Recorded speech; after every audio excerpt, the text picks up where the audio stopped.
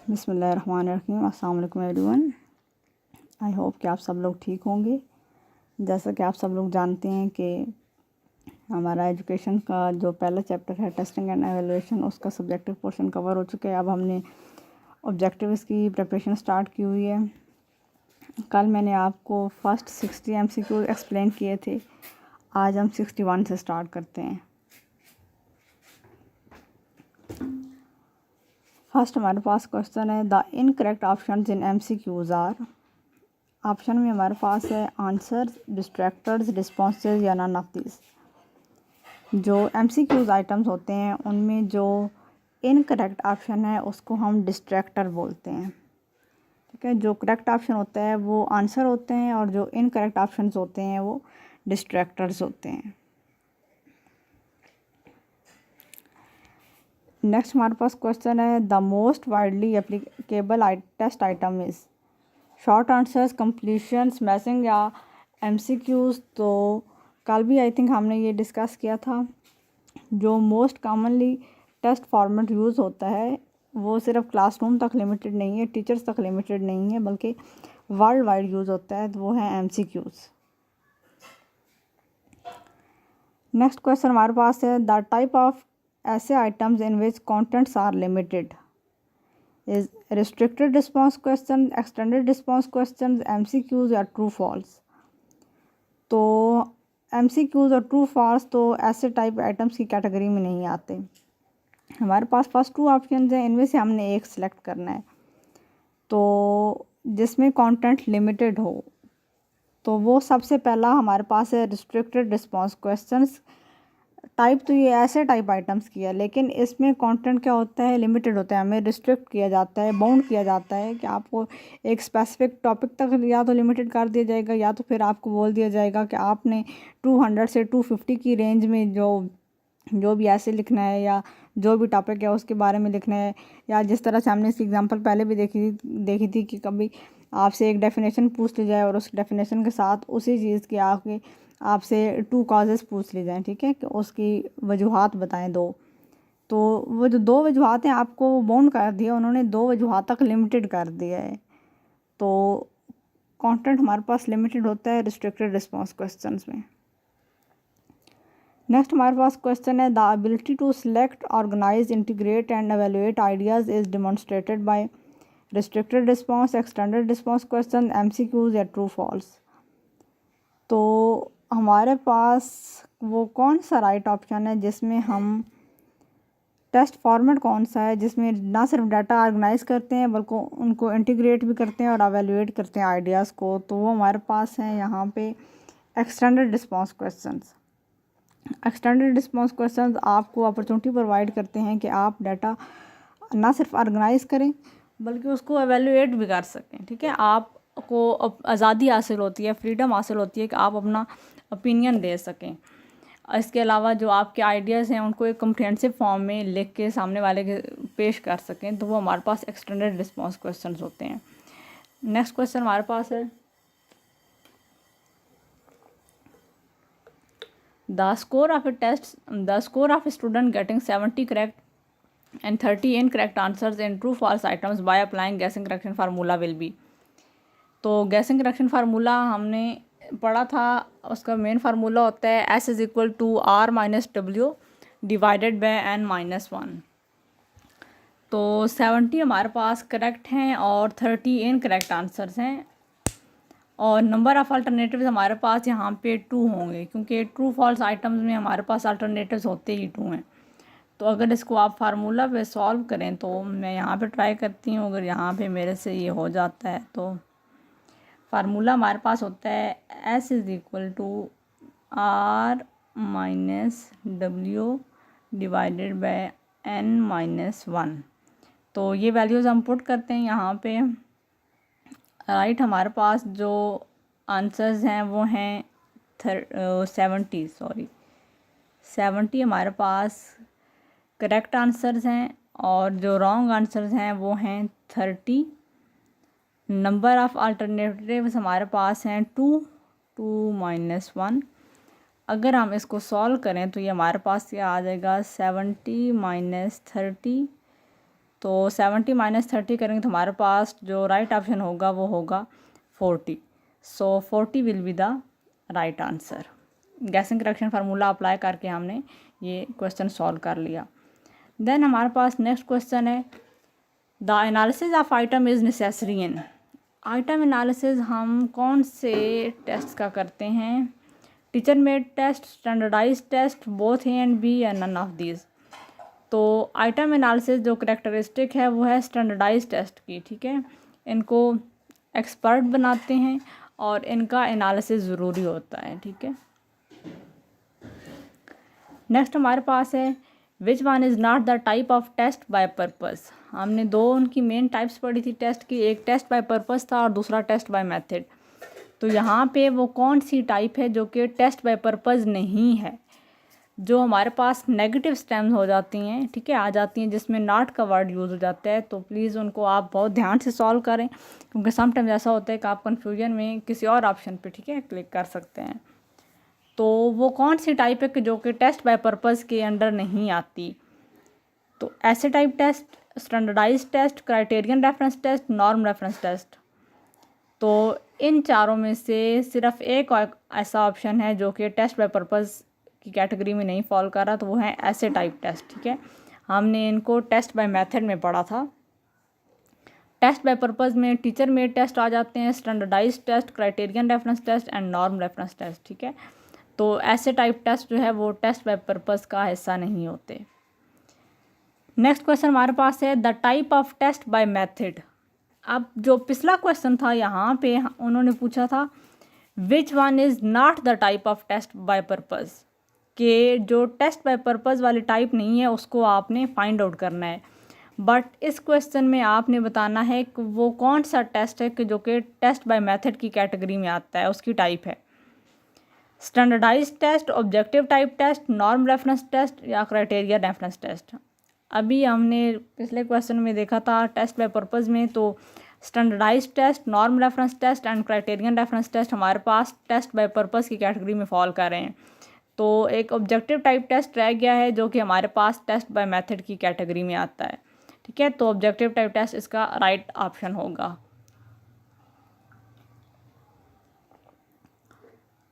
अगला क्वेश्चन हमारे पास है, students performance is compared with the other students in norm reference test, criterion reference test, objective type test या none of these.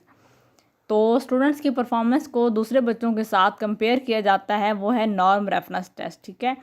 Criterion reference test में हमारे पास एक specific criteria होता है, जबकि ऑब्जेक्टिव टाइप टेस्ट में और बहुत सारे इसके ऑप्शंस आ जाते हैं, MCQs आ जाएंगे, कंप्लीशन आइटम्स वाले आ जाएंगे, ट्रू फॉल्स या मैचिंग आइटम्स। तो जो स्टूडेंट्स की परफॉर्मेंस कंपेयर की जाती है वो नॉर्म रेफरेंस टेस्ट में की जाती है। नेक्स्ट हमारे पास क्वेश्चन है, students performance is compared with clearly defined learning task. Options में हमारे पास norm reference test, criterion reference test, objective type test या नन ऑफ दीज। तो स्टूडेंट्स की परफॉर्मेंस को कंपेयर किया जा रहा है यहाँ पे क्लियरली डिफाइंड लर्निंग टास्क। जो लास्ट क्वेश्चन अभी हमने सॉल्व किया उसमें स्टूडेंट्स की परफॉर्मेंस को दूसरे बच्चों की परफॉर्मेंस के साथ कंपेयर किया जा रहा था, तो वो हमारे पास नॉर्म रेफरेंस टेस्ट की कैटेगरी में फॉल कर रहे हैं। जो क्लियरली डिफाइंड लर्निंग टास्क के आपने एक क्राइटेरिया सेट किया हुआ है, एक specific defined learning task already set है, ठीक है, और स्टूडेंट ने जो परफॉर्म करना है वो उस क्राइटेरिया के अकॉर्डिंग परफॉर्म करना है, तो वो हमारे पास क्राइटेरियन रेफरेंस टेस्ट की कैटेगरी होगी, ठीक है, जहाँ पे स्टूडेंट्स की परफॉर्मेंस को किसी क्राइटेरिया के अगेंस्ट जज किया जा रहा होता है, ठीक है, कंपेयर किया जा रहा होता है, या क्लियरली डिफाइंड लर्निंग टास्क का भी मतलब वही होता है, ठीक है।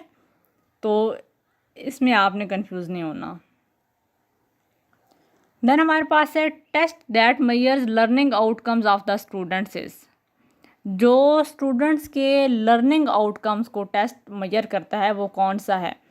Aptitude test, intelligence test, achievement test या डायग्नोस्टिक टेस्ट। एप्टीट्यूड में तो हम फ्यूचर परफॉर्मेंस प्रिडिक्ट कर रहे होते हैं, इंटेलिजेंस टेस्ट आपका मेंटल लेवल वो फिर चेक करते हैं, इंटेलेक्चुअल लेवल। अचीवमेंट टेस्ट हमारे पास वो टेस्ट होते हैं जहाँ पे स्टूडेंट्स की जो लर्निंग आउटकम्स हैं, ठीक है, स्टूडेंट्स ने क्या अचीव किया at the end of instructions, ठीक है, जब उनसे वो टेस्ट लिया जाता है तो वो अचीवमेंट टेस्ट होता है। डायग्नोस्टिक में हम परमानेंट डिफ़िकल्टीज फाइंड आउट करते हैं, तो सबसे यहाँ पे बेस्ट जो ऑप्शन जो फिट हो रहा है, ठीक है, इस टाइम के अकॉर्डिंग, वो है अचीवमेंट टेस्ट। उसमें स्टूडेंट्स के जो लर्निंग आउटकम्स हैं वो मेजर किए जाते हैं। अगला हमारे पास है the test design to predict future performance. Aptitude test, intelligence test, achievement test या डायग्नोस्टिक टेस्ट जो फ्यूचर परफॉर्मेंस को प्रिडिक्ट कर रहे होते हैं वो एप्टीट्यूड टेस्ट होते हैं। The founder of modern intelligence was, modern intelligence test हमारे पास जिसने बनाया था, इस्टेब्लिश किया था, वो हैं इन चारों ऑप्शंस में अल्फ्रेड बिने, टर्मन, स्टर्न या गुलफोर्ड। तो फादर यू कैन से या फाउंडर हमारे पास है मॉडर्न इंटेलिजेंस टेस्ट के, वो हैं अल्फ्रेड बिने, ठीक है। इन्होंने पहला इंटेलिजेंस टेस्ट बनाया था 1905 में, और रिवाइज भी इन्होंने किया था उसको 1908 में, ठीक है, और उसमें फिर एक इजाफा किया गया था, मेंटल एज इन्होंने उसमें ऐड कर दी थी। The formula to determine IQ was presented by Alfred Binet, Terman, Stern या गुलफोर्ड। तो IQ का फार्मूला हमने देखा था क्या होता है, एक मिनट में यहाँ पे लिख के चेक करती हूँ। IQ is equal to mental age, ठीक है, आपकी ज़हनी सत्ता, जो क्रोनोलॉजिकल एज, ठीक है, जो आपकी पैदाइश से स्टार्ट होती है, मल्टीप्लाई बाय 100। जो सबसे पहला इंटेलिजेंस टेस्ट बनाया था वो हमारे पास अल्फ्रेड बिने ने बनाया था, उनको founder of you can say या father of modern intelligence test कहा जाता है, ठीक है। और जो IQ का फार्मूला है वो स्टर्न ने दिया था, ठीक है, स्टर्न। इस फार्मूले में जो 100 का एडिशन है वो पहले नहीं था जब अल्फ्रेड बिने ने ये टेस्ट डेवलप किया था, ठीक हो गया, या स्टर्न ने जब ये IQ का फार्मूला बनाया था। इसको बाद में टर्मन ने 100 का उसमें एडिशन किया था, लेकिन जो बेसिक फार्मूला प्रेजेंट किया था, ठीक है, IQ का, वो स्टर्न ने ही किया था। नेक्स्ट हमारे पास क्वेश्चन है IQ of student having same physical and mental as will be 90, 100, 110 and 120। हमें एक सिचुएशन दे दी गई है, ठीक है। तो इस सिचुएशन में उन्होंने पूछा है कि एक बच्चे की जो मेंटल और फिज़िकल एज अगर सेम हो तो उसका IQ लेवल कितना होगा। तो अभी रिसेंटली हमने फार्मूला देखा, उसके अकॉर्डिंग इसको सॉल्व करने की कोशिश करते हैं। IQ हमारे पास है mental as divided by chronological S multiply by 100, ठीक है, ये हमारे पास बेसिक फार्मूला होता है। अब जो हमारे पास सिचुएशन दी गई है, ठीक है, उस सिचुएशन को इस फार्मूला में फिट करते हैं कि स्टूडेंट्स की मेंटल एज भी सेम है और फिज़िकल एज भी सेम है। तो हम एज्यूम कर लेते हैं, सपोज करते हैं कि एक बच्चे की मेंटल एज हमारे पास है 12 और उस बच्चे का जो क्रोनोलॉजिकल एज है वो भी हमारे पास है 12 मल्टीप्लाई बाय 100। तो जब हम इसको सॉल्व करेंगे तो ये दोनों कट जाएंगे, तो हमारे पास जो आंसर आएगा वो आ जाएगा 100, ठीक है। तो अगर मेंटल एज और फिज़िकल एज सेम हो तो बच्चे का IQ लेवल क्या होगा, वो 100 होगा। नेक्स्ट क्वेश्चन देखते हैं हम।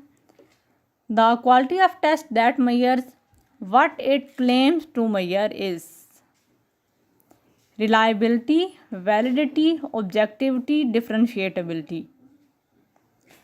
टेस्ट की वो क्वालिटी जो कि मेजर करे what it claims to measure. कल भी आई थिंक हमने इसी तरह से कोई डेफिनेशन पढ़ी थी। ये डेफिनेशन डायरेक्टली लिंक कर रही है वैलिडिटी के साथ, क्योंकि ये शो कर रही है कि टेस्ट वो मेजर करे जो कि हम मेजर करना चाह रहे हैं, ठीक है। What it claims to measure, अगर टेस्ट वो चीज़ मेजर करे जो कि हम क्लेम कर रहे हैं कि टेस्ट को मेजर करना चाहिए, ठीक है, तो वो हमारे पास वैलिडिटी को शो करेगा। वो सेम चीज़ वही मेजर करे जो आपकी इंटेंशन है, जो आप चाह रहे हैं, तो वो हमारे पास क्वालिटी वैलिडिटी को शो करती है। देन हमारे पास है next question, the characteristics of test to discriminate between high and low achievers is. वो टेस्ट की वो कौन सी करेक्टरिस्टिक है जो कि हाई अचीवर्स और लो अचीवर्स को डिस्क्रिमिनेट कर सकती है? रिलायबिलिटी, वैलिडिटी, ऑब्जेक्टिविटी या डिफरेंशिएटेबिलिटी। तो आल्दो यहाँ पे डिस्क्रिमिनेशन का वर्ड नहीं यूज़ किया गया, ठीक है। हमने जो जनरल डेफिनेशन उसकी करेक्टरिस्टिक पढ़ी थी वो हमारे पास डिस्क्रिमिनेशन भी थी कि टेस्ट की एक ये भी क्वालिटी है कि वो हाई एंड लो अचीवर्स को डिस्क्रिमिनेट कर सके या डिफरेंशिएट कर सके, उनमें फ़र्क कर सके या इम्तियाज़ कायम कर सके, ठीक है, कि कौन से बच्चे हैं जो हाई अचीवर्स हैं और कौन से बच्चे हैं जो लो अचीवर्स हैं। तो वो हमारे पास यहाँ पे जो बेस्ट ऑप्शन है वो है डिफरेंशिएटेबिलिटी, ठीक है। डिफरेंशिएटेबिलिटी हमें बताती है कि कौन से स्टूडेंट हैं जो कि हाई अचीवर्स हैं और कौन से हैं लो अचीवर्स, उनमें डिफरेंस करती है, ठीक है, डिस्क्रिमिनेट करती है। इट्स नॉट नेसेसरी कि आपको एज इट इज़ डिस्क्रिमिनेशन का वर्ड ही या डिस्क्रिमिनेशन का ऑप्शन ही आपके पास हो, ठीक है। अगर उसका कुछ सिनोनिम, ठीक है, यूज़ किया जाए तो आप प्लीज़ जो स्टेटमेंट है उसको अंडरस्टैंड करते हुए उसका राइट ऑप्शन उस पर क्लिक कर दें। नेक्स्ट क्वेश्चन है हमारे पास, if the scoring of a test is not affected by any factor the quality of test is called. अगर टेस्ट के जो स्कोर हैं उस पर कोई फैक्टर अफेक्ट नहीं करे, ठीक है, तो वो क्वालिटी क्या होती है? रिलायबिलिटी, वैलिडिटी, ऑब्जेक्टिविटी या डिफरेंशिएटेबिलिटी। तो अगर स्कोरिंग जो है वो किसी भी वजह से अफेक्ट ना हो तो वो हमारे पास ऑप्शन होती है ऑब्जेक्टिविटी, क्योंकि ठीक है चीज़ ऑब्जेक्टिव तब होती है जब किसी का ओपिनियन, ठीक है, कोई भी थर्ड पार्टी उस पर उसकी स्कोरिंग पे अफेक्ट ना करे।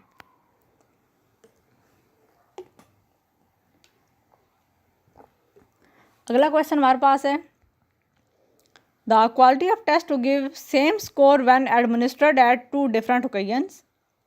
Reliability, validity, objectivity, डिफरेंशिएटेबिलिटी।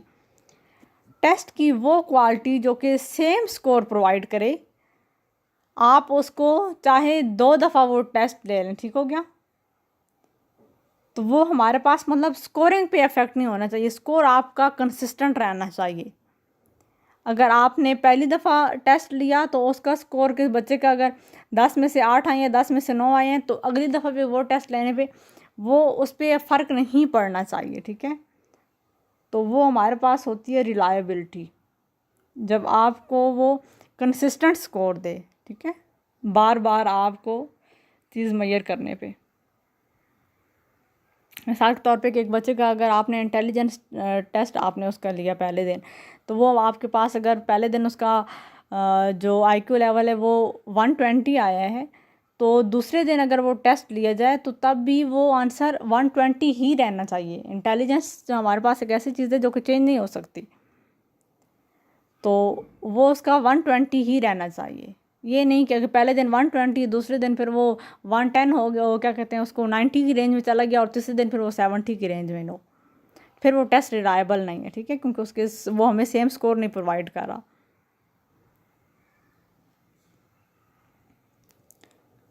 देन हमारे पास है, if the sample of the question in the test is sufficiently large enough the quality of test is. Validity, usability, adequacy या ऑब्जेक्टिविटी।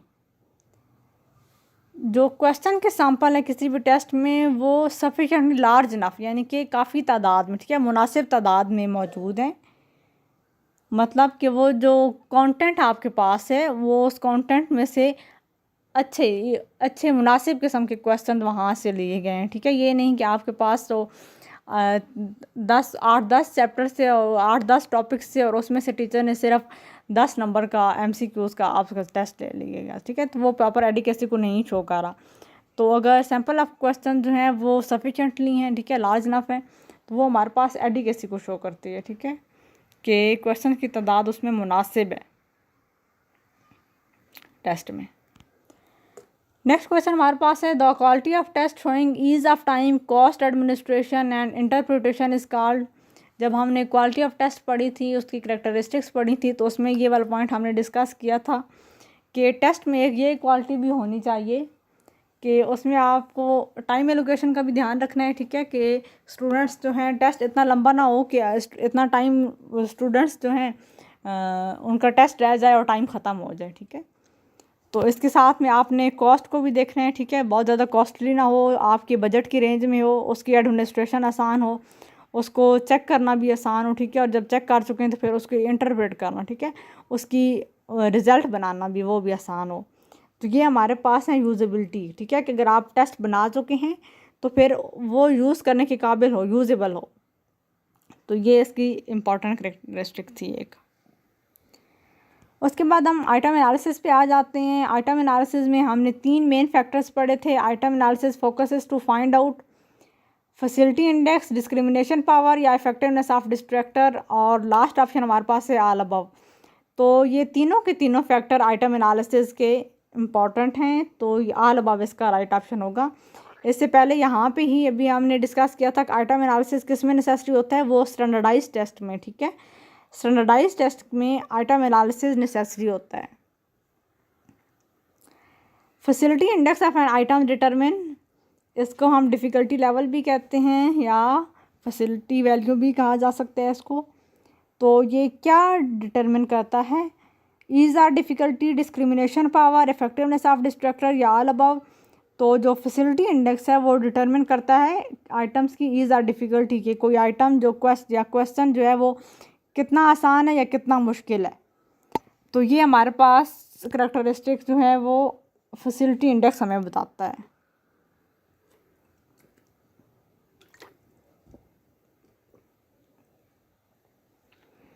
नेक्स्ट क्वेश्चन हमारे पास है, high and low achievers are sorted out by facility index, discrimination power, effectiveness of distractor या all above. जो high and low achievers हैं वो हम कौन से हमारे पास यहाँ पे ऐसा फैक्टर है जो कि डिटरमिन करता है, तो वो है डिस्क्रिमिनेशन पावर। ये हमें बताती है कि हाई अचीवर्स कौन से हैं और लो अचीवर्स कौन से हैं ये। तो हमारे पास है next question, test item is acceptable when its difficulty level ranges from. Test item हमारे पास एक्सेप्टेबल होता है जब उसकी डिफ़िकल्टी वैल्यू लाई कर रही हो 20 to 60%, 10 to 50%, 30 to 70% या 40 to 80%। तो डिफ़िकल्टी लेवल जो है या फैसिलिटी इंडेक्स वो 30 to 70% की रेंज में होता है। अगर 30 से बिलो होगा तो वो डिफ़िकल्ट और 70 से अबव होगा तो वो इजी, ठीक है, आसान को शो करता है। The test item is very difficult when its difficulty value is less than 30%। अभी हमने इसको डिस्कस किया है। अगला हमारे पास क्वेश्चन है, discrimination power of an item is acceptable when its value ranges from. यानी कि हमारे पास आइटम की वो करैक्टरिस्टिक जो high achievers and low achievers को डिस्क्रिमिनेट कर सके, तो उसकी जो वैल्यू है उसकी रेंज हमारे पास होती है 0.30 to 1, 0.2 to 1, 0.1 to 1, 1 to 10 to 1। तो जो डिस्क्रिमिनेशन पावर है उसकी रेंज होती है 0.30 to 1, 0.3 0.3 से 1 के दरमियान वो लाई कर रही होती है। अगर इसके दरमियान हो वैल्यू तो वो आइटम हमारे पास क्या होता है, एक्सेप्टेबल होता है। अगर 0.30 से लेस देन हो तो वो आइटम डिस्क्रिमिनेट नहीं कर सकता, ठीक है, student high achievers and low achievers को। और अगर डिस्क्रिमिनेशन पावर 1 हो जाए तो वो 100% डिस्क्रिमिनेट करता है। ये इसी से रिलेटेड नेक्स्ट क्वेश्चन भी आ गया हमारे पास, test item discriminate 100% when its value for discrimination is 1, 0.01, 0.1 या 10। तो 1 अगर हो, ठीक है, वैल्यू इसकी डिस्क्रिमिनेशन पावर की, तो वो 100% डिस्क्रिमिनेट करता है। देन हमारे पास है, test item can not discriminate low achievers and high achievers when its value is less than वो 0.10, 0.20, 0.30 या 0.40। तो high achievers and low achievers को जब डिस्क्रिमिनेट नहीं कर सकता तो वैल्यू लेस देन होगी 0.30। अगला ऑप्शन हमारे पास है, good distractor is that which attracts high achievers more than low achievers, attracts low achievers more than high achievers, attracts equally high and low achievers या does not distract. Good distractor की एक खूबी ये होती है कि ये अट्रैक्ट करता है लो अचीवर्स को, ज़्यादा as compare to high achievers. Good distractor जो बनाए जाते हैं वो इसलिए बनाए जाते हैं कि जो स्टूडेंट्स के कंसेप्ट्स हैं उनकी पुख्तगी चेक की जा सके, उनकी मैचुरेशन चेक की जा सके, उनकी कंक्रीटनेस चेक की जा सके कि बच्चों के कॉन्सेप्ट कितने क्लियर हैं। अगर किसी बच्चे का कंसेप्ट नहीं क्लियर तो ऑफ कोर्स वो जो बाकी 3 ऑप्शंस हैं उसको वो भी सही लग रहे होंगे, और जिस बच्चे के कॉन्सेप्ट क्लियर हैं वो तो सिर्फ राइट ऑप्शन पे क्लिक करेगा। तो अच्छे डिस्ट्रैक्टर बनाने के ये है कि जो जिन स्टूडेंट्स के कॉन्सेप्ट थोड़ा सा मिसकॉन्सेप्शन वाले स्टूडेंट्स हैं, ठीक है, उनको अभी कॉन्सेप्ट में थोड़ा सा इशू है, ठीक है, उनके कॉन्सेप्ट क्लियर नहीं है, तो वो ज़रूर जो है उनको जो बाकी 3 ऑप्शन हमारे पास होते हैं जो डिस्ट्रैक्टर होते हैं वो उनको अपनी तरफ अट्रैक्ट करेंगे। तो गुड डिस्ट्रैक्टर हमारे पास उसकी अहम खूबी ये कि दे अट्रैक्ट्स लो अचीवर्स मोर, ठीक है, लो अचीवर्स को वो अपनी तरफ ज़्यादा अट्रैक्ट करते हैं as compare to high achievers. Then हमारे पास है bad distractor is that which attracts high achievers more than low achievers. बिल्कुल ये इसकी एक करेक्टरिस्टिक है।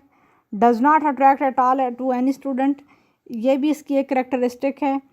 Attract high achiever and low achievers equally, ठीक है, तो उसमें एक ये भी खूबी हो सकती है, ठीक है, कि वो दोनों को इक्वली अट्रैक्ट करे, ना किसी को कम ना किसी को ज़्यादा। तो ये तीनों की तीनों खूबियाँ बैड डिस्ट्रैक्टर में मौजूद होती हैं। तो ऑल अबव हमारे पास इसका राइट ऑप्शन यहाँ पे होगा। नेक्स्ट हमारे पास क्वेश्चन है the type of interview when interview is one. जब इंटरव्यू देने वाला यानी कि जो उम्मीदवार अगर एक हो तो इंटरव्यू की टाइप क्या कहलाती है? Individual interview, single interview, structural interview या फोकस्ड इंटरव्यू? तो वो हमारे पास होता है इंडिविजुअल इंटरव्यू। यानी कि हमारे पास अगर इंटरव्यू, ठीक है, इंटरव्यू देने वाला एक होगा तो वो इंटरव्यू हमारे पास क्या होता है? इंडिविजुअल इंटरव्यू को शो करता है। नेक्स्ट हमारे पास है what is interview called when interview are more than one. अगर इंटरव्यू देने वाले एक से ज़्यादा हों तो वो टाइप क्या कहलाएगी? Group interview, panel interview, structural interview या फोकस्ड इंटरव्यू? इंटरव्यू अगर हमारे पास एक होगा, ठीक है, और एक से ज़्यादा होंगे मोर देन वन, तो वो टाइप जो हमारे पास होगी वो ग्रुप इंटरव्यू होगा। नेक्स्ट हमारे पास है question discussion is concentrated on one problem in. Group interview, panel interview, structural interview या फोकस्ड इंटरव्यू? ग्रुप इंटरव्यू में हमारे पास इंटरव्यू देने वाले एक से ज़्यादा होते हैं। पैनल इंटरव्यू में इंटरव्यू लेने वाले एक से ज़्यादा होते हैं। स्ट्रक्चरल इंटरव्यू में क्वेश्चन ऑलरेडी प्लान्ड होते हैं, ठीक है, पहले से बने होते हैं। और फोकस्ड इंटरव्यू में जो इंटरव्यू देने वाला होता है, ठीक है, इंटरव्यू होता है, उसको बाउंड किया जाता है कि वो टॉपिक तक ही लिमिटेड रहे, उसको फ्री टू टॉक की आज़ादी हासिल नहीं होती कि वो जो चाहे जिस टॉपिक पे चाहे वो बोल सके। नो, उसको रिस्ट्रिक्ट किया जाता है, बाउंड किया जाता है कि वो एक ही प्रॉब्लम को फोकस करे। तो ये हमारे पास फोकस्ड इंटरव्यू की कैटेगरी होगी। अगला क्वेश्चन हमारे पास है the collection of productive work called to evaluate the performance of a student is portfolio, project, assignment या all above? Collection of productive work, जो भी प्रोडक्टिव वर्क है स्टूडेंट्स का उनको एक ही जगह पे कंपाइल करके, ठीक है, आपने रखना है, उनको कलेक्ट करके, ठीक है, एक कलेक्शन बनानी है उनकी, so that students performance will be evaluated. तो वो हमारे पास होगा पोर्टफोलियो, क्योंकि पोर्टफोलियो में मोस्टली जो बच्चे सेमेस्टर सिस्टम में पढ़ते हैं वहाँ पे सेमेस्टर के एंड पे उनको ये टास्क असाइन किए जाते हैं, ठीक है, पोर्टफोलियो बनाने को बोले जाते हैं। उनके जितने भी प्रोडक्टिव वर्क होते हैं ताकि वो एक जगह पे उनको एक कलेक्ट कर सकें, उनकी एक कलेक्शन जमा करें। तो ये हमारे पास पोर्टफोलियो की कैटेगरी है। Then the type of marking and reporting system is traditional marking system, pass fail system, letters to parents, all above? तो मार्किंग एंड रिपोर्टिंग की जो टाइप्स हैं उसमें ये सारी की सारी कैटेगरीज आ रही हैं, ठीक है। ट्रेडिशनल मार्किंग सिस्टम जब हम स्टूडेंट्स को ग्रेड असाइन करते हैं, ठीक है, A B C D उसके बाद हमारे पास पास फेल सिस्टम भी है, ठीक है, 2 कैटेगरी सिस्टम, या स्टूडेंट्स पास हैं या फेल हैं। इसके साथ स्टूडेंट्स के पेरेंट्स को लेटर भी भेजे जा सकते हैं, और समटाइम्स ये होता है कि उनको पीटीएम मतलब पेरेंट्स टीचर मीटिंग का इनेकाद किया जाता है, जिसमें फिर पेरेंट्स स्कूल आके टीचर्स के साथ इंटरेक्ट करते हैं, बच्चे की परफॉर्मेंस के बारे में पूछते हैं, ठीक है। तो ये सारे हमारे पास जो मेथड एंड टाइप्स हैं वो मार्किंग एंड रिपोर्टिंग सिस्टम की हैं। देन हमारे पास क्वेश्चन है, the quality of test to give same score at 2 time is called, यानी कि आप बार बार उसको एडमिनिस्टर करें, ठीक है, तो उसका स्कोर जो हो वो सेम हो, तो वो हमारे पास रिलायबिलिटी की करेक्टरिस्टिक है। देन हमारे पास नेक्स्ट क्वेश्चन है, Alfred Binet's major contribution was testing in the field of. Alfred Binet की सबसे जो मेजर कंट्रीब्यूशन वो किस फील्ड में थी, मेंटल, अचीवमेंट, डायग्नोस्टिक या नन ऑफ दीज, तो वो हमारे पास है मेंटल, ठीक है। इसने फर्स्ट इंटेलिजेंस टेस्ट भी बनाया था। Then accuracy of measurement is called validity, reliability, both A and B या ऑल ऑफ द अबव, ठीक है। Accuracy of measurement, accuracy of measurement मतलब हमारे पास जो स्कोर हो वो एक्यूरेट हो, तो वो हमारे पास रिलायबिलिटी को शो करता है, ठीक है, आपकी स्कोरिंग में एक्यूरेसी।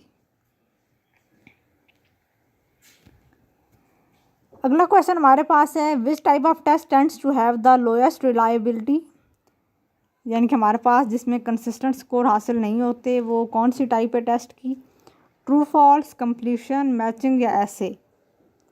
तो इन चारों ऑप्शन में जिसकी रिलायबिलिटी सबसे कम है वो है ऐसे टाइप क्वेश्चंस, क्योंकि सम टाइम ऐसा होता है कि ऐसे टाइप क्वेश्चन में जो मार्किंग होती है वो बायस हो सकती है, उस पर टीचर्स का ओपिनियन जो है वो अफेक्ट कर सकता है। आप पहली दफ़ा उसको चेक करें टेस्ट को, अगर ऐसे टाइप क्वेश्चंस हैं, ठीक है, तो पहली दफ़ा हो सकता है आपने उसको चेक किया तो 10 में से बच्चे को आपने 8 नंबर दे दिए, उसको आपने अगेन जब अगर रीचेक किया तो आपको लगा कि नहीं इसमें अगेन कुछ मिस्टेक्स हैं, ठीक है, बच्चे का जो उसने आइडियाज़ प्रेजेंट किए हैं, ठीक है, वो उनमें कोहेरेंस नहीं है, ठीक है, या उसमें कोई ग्रामेटिकल इश्यूज़ हैं, इसके अलावा और बहुत सारे प्रॉब्लम्स हो सकते हैं, बच्चे ने इतनी डिटेल वाइज नहीं लिखा जितना उसको लिखना चाहिए था, तो ये सारे फैक्टर्स अफेक्ट कर सकते हैं। तो उसमें ऐसे टाइप में रिलायबिलिटी कम होती है as compare to other type questions. Then हमारे पास क्वेश्चन है, most of the test used in our schools are, school में सबसे ज़्यादा कौन से टेस्ट यूज़ किए जाते हैं, intelligence test, achievement test, aptitude test या पर्सनैलिटी टेस्ट। तो जो टेस्ट सबसे ज़्यादा स्कूल में यूज़ किए जाते हैं वो है अचीवमेंट टेस्ट, क्योंकि हमने स्टूडेंट्स के लर्निंग आउटकम्स को डिटरमिन करना होता है, ठीक है, हमने ये पता करना होता है कि आया स्टूडेंट्स ने हमारे ऑब्जेक्टिव्स जो टीचर ने at the start of the instruction जो लिखे थे, ठीक है, जो डिज़ाइन किए थे, वो स्टूडेंट्स वो उन पे पूरा उतर रहा है या नहीं, उसने वो अचीव कर लिए हैं या नहीं, तो इसके लिए अचीवमेंट टेस्ट डिज़ाइन किए जाते हैं। नेक्स्ट हमारे पास क्वेश्चन है, dash involves professional judgement of the value और वर्थ ऑफ मेजर्ड परफॉर्मेंस। तो जो जजमेंट का वर्ड है, ठीक है, हम जज कर रहे हैं वैल्यू या worth of A measured performance, तो वो हमारे पास होगा एवेल्यूएशन में, एवेल्यूएशन में हम जजमेंट करते हैं। उसके बाद हमारे पास क्वेश्चन है, the term evaluation usually covers students performance, teachers performance, instructions performance या ऑल ऑफ द अबव। तो एवेल्यूएशन सिर्फ स्टूडेंट्स की परफॉर्मेंस को नहीं एवेल्यूएट करती, वो टीचर्स की परफॉर्मेंस भी एवेल्यूएट करती है और इंस्ट्रक्शन परफॉर्मेंस, यानी कि जो मेथड हमने यूज़ किया अपने इंस्ट्रक्शन को कन्वे करने के लिए, ठीक है, या जो हमारी इंस्ट्रक्शंस थी, ठीक है, वो किस हद तक स्टूडेंट्स को बेनिफिट पहुंचाया, किस हद तक आपको जो ऑब्जेक्टिव्स थे उनको अचीव करने में हेल्प मिली उन इंस्ट्रक्शन से, तो वो सारी चीज़ें हमारे पास एवेल्यूएट हो रही होती हैं एवेल्यूएशन में, क्योंकि ये सबसे ज़्यादा कम्प्रिहेंसिव टर्म है, तो ये सारे एरियाज़ कवर करती है। नेक्स्ट क्वेश्चन हमारे पास है, multiple choice question provide broad sampling of knowledge, learning, content, comprehension. तो मल्टीपल चॉइस क्वेश्चन हमारे पास सैम्पलिंग प्रोवाइड करते हैं, वो है कंटेंट की, मतलब कि आपके पास अगर टॉपिक है तो उसमें से आप जितने ज़्यादा एमसीक्यूज़ बना सकेंगे, ठीक है। तो वो मतलब कि आपके जो कंटेंट है उसकी वो sampling multiple choice question provide कर रहे हैं। नेक्स्ट हमारे पास है norm reference test are design to rank people learning effort achievement your knowledge. तो जो नॉर्म रेफरेंस टेस्ट हैं वो हमारे पास स्टूडेंट्स की जो अचीवमेंट होती हैं, ठीक है, उसको रैंक करते हैं। यह हमें बताते हैं कि कौन से स्टूडेंट ने पहली पोजीशन पे है, कौन सा स्टूडेंट दूसरी पोजीशन पे है, तीसरी पे है, ठीक है। उनकी अचीवमेंट को ये रैंक करता है, पोजीशन देता है। देन हमारे पास है reliability is concern with the dash of students, consistency, stability, dependability, all above. तो वो हमारे पास है कंसिस्टेंसी, ठीक है, कंसिस्टेंसी को शो करता है। अगला क्वेश्चन हमारे पास है project is concern with practical work, theoretical work, physical work या मेंटल वर्क। तो जो प्रोजेक्ट हमारे पास है वो प्रैक्टिकल वर्क को इंडिकेट कर रहा है। स्टूडेंट ने प्रैक्टिकली कुछ परफॉर्म करना होता है, प्रैक्टिकल वर्क इसका राइट ऑप्शन है। देन हमारे पास क्वेश्चन है the primary determinant of grade is the dash of students, knowledge, learning, performance या असेसमेंट। स्टूडेंट्स को ग्रेड मतलब जो किस बेस पे असाइन किए जाते हैं, नॉलेज की बेस पे, लर्निंग की बेस पे, परफॉर्मेंस की बेस पे या असेसमेंट की बेस पे। तो जैसा स्टूडेंट परफॉर्म करेंगे स्टूडेंट को वैसा ग्रेड मिलेगा। ये हमारे पास परफॉर्मेंस को शो कर रहा है, ठीक है। स्टूडेंट्स को जो ग्रेड असाइन किए जाते हैं वो उनकी परफॉर्मेंस की बेस पे असाइन किए जाते हैं। जितना अच्छा परफॉर्म करेंगे उतना अच्छा ग्रेड उनको दिया जाएगा। देन हमारे पास क्वेश्चन है an ability test include achievement, aptitude and attitude. Then हमारे पास सेकंड ऑप्शन है aptitude, attitude and interest. Third में हमारे पास है attitude, interest and intelligence. And fourth option हमारे पास है अचीवमेंट, एप्टीट्यूड एंड इंटेलिजेंस।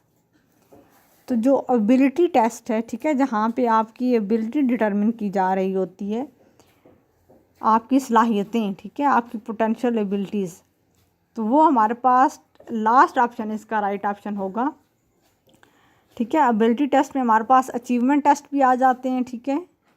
इसमें हमारे एप्टीट्यूड टेस्ट, क्योंकि ये आपकी जो फ्यूचर परफॉर्मेंस है उसको प्रिडिक्ट करते हैं, बताता है कि आपके अंदर जो पोटेंशियल एबिलिटीज़ कितनी हैं, ठीक है।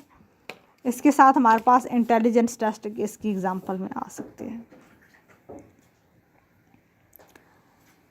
Then the main purpose of classroom testing is compare students' performance, measure teacher effectiveness, reporting to parents, improve instructions।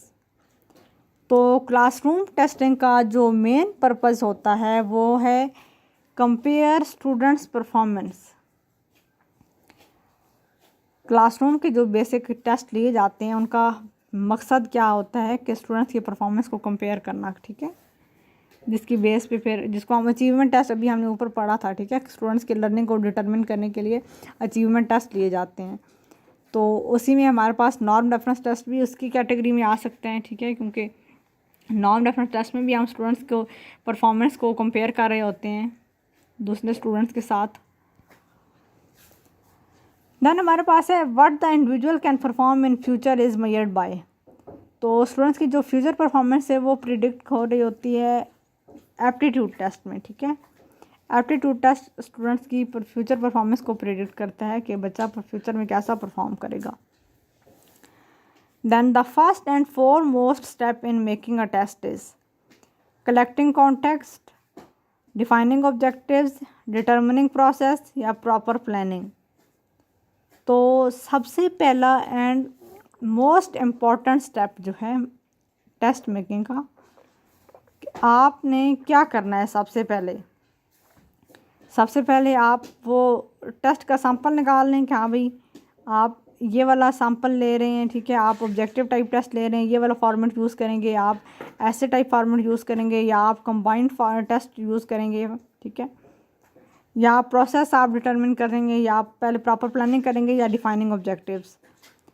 तो सबसे पहले ऑब्जेक्टिव्स डिफाइन किए जाते हैं आप अपना मकसद डिफ़ाइन करते हैं कि आप टेस्ट लेना क्यों चाह रहे हैं, मकसद क्या है आपका।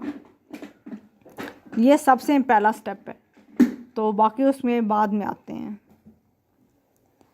देन हमारे पास है the final product of measurement is test item, score, interpretation of score, performance. Measurement हमें न्यूमेरिकल वैल्यू देती है, ठीक है, क्वांटिटेटिव फॉर्म में डाटा देती है, तो यहाँ पे जो ऑप्शन बेस्ट होगा वो है स्कोर, ठीक है। हमें मेजरमेंट से स्कोर हासिल होता है। अगला क्वेश्चन हमारे पास है ऐसे test have advantage over the objective test because they have high consistency of marking, are free from opportunities of bluffing, provide adequate representation या provide opportunities to organise knowledge.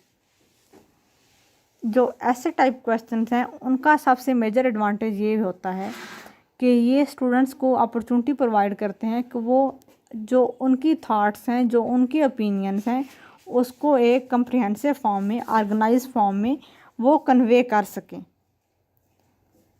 ठीक है। तो इसका लास्ट ऑप्शन इसका राइट ऑप्शन होगा, ठीक है, क्योंकि जो ऑब्जेक्टिव टाइप क्वेश्चन है वहाँ पे तो आपने MCQs आपको गिवन होते हैं, ठीक है, ऑप्शंस गिवन होते हैं। मैचिंग टेस्ट में भी आपको रिस्पॉन्सेज गिवन होते हैं, उसमें से आपने करेक्ट मैच फाइंड करना होता है।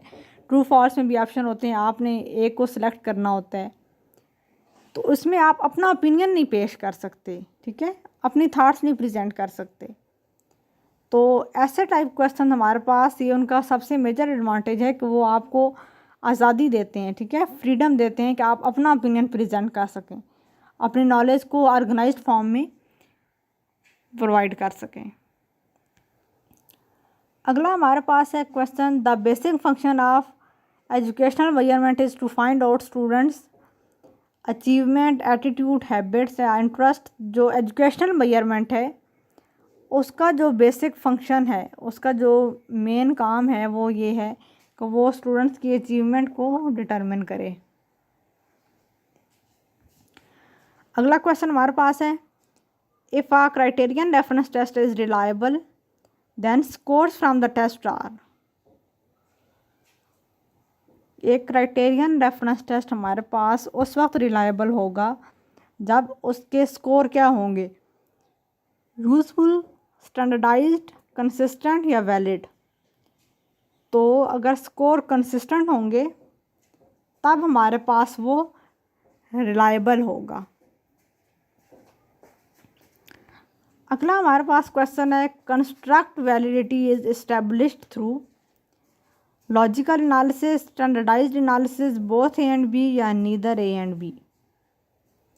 कंस्ट्रक्ट वैलिडिटी, हमने वैलिडिटी एक टाइप पढ़ी थी कि इसमें हम लोग हाइपोथेसिस बनाते हैं, ठीक है, हाइपोथेसिस की बेस पे स्टडी कंडक्ट करते हैं, टेस्ट कंडक्ट करते हैं। तो वो जो हाइपोथेसिस बनाते हैं वो लॉजिकल एनालिसिस के थ्रू होता है। ये नहीं कि हमने कोई एवं सी बात उठा ली और उसके बेस पे आपने स्टडी कंडक्ट कर ली, नो, ठीक है, वो लॉजिकल एनालिसिस के थ्रू इस्टेब्लिश हो रही होती है। अगला क्वेश्चन हमारे पास है which of the following is not a strength of multiple choice question, affective testing of higher cognitive levels, content sampling, score reliability या अलाउज फॉर एजुकेटेड गैसिंग। इसमें भी हमारे पास नॉट आ गया, नेगेटिव स्टेम आ गई, तो इसको आपने बहुत ध्यान से देखना है। वो कौन सा ऑप्शन है जो मल्टीपल चॉइस क्वेश्चन की स्ट्रेंथ नहीं है। तो जो मल्टीपल चॉइस क्वेश्चन हैं वो हायर कॉग्निटिव लेवल जो है वो टेस्ट नहीं कर सकते, ठीक है।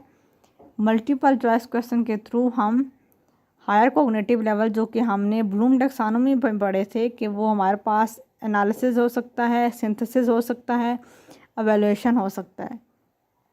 तो ये जो हायर कॉग्निटिव लेवल है ये हम मल्टीपल चॉइस क्वेश्चन के थ्रू असेस नहीं कर सकते, ये इसकी स्ट्रेंथ नहीं है।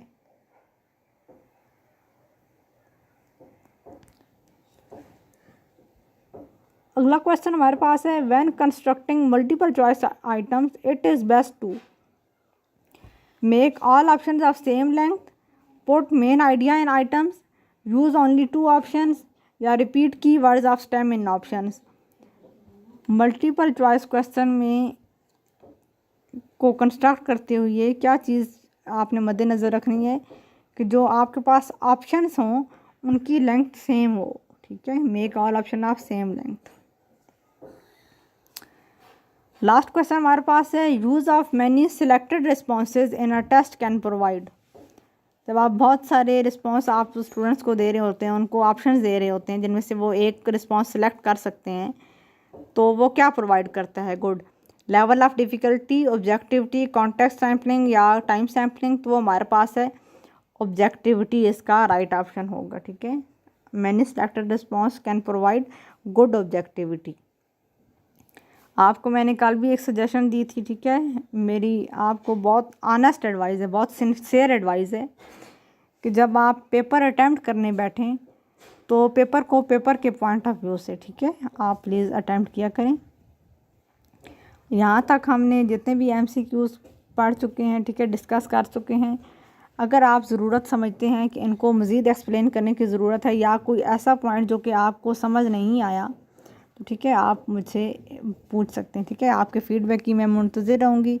Thank you so much. लेकिन इससे पहले मैं अपना स्कोर चेक कर लूँ एक दफ़ा कि आया मेरे पास जो स्कोर है मेरा भी ठीक है या नहीं।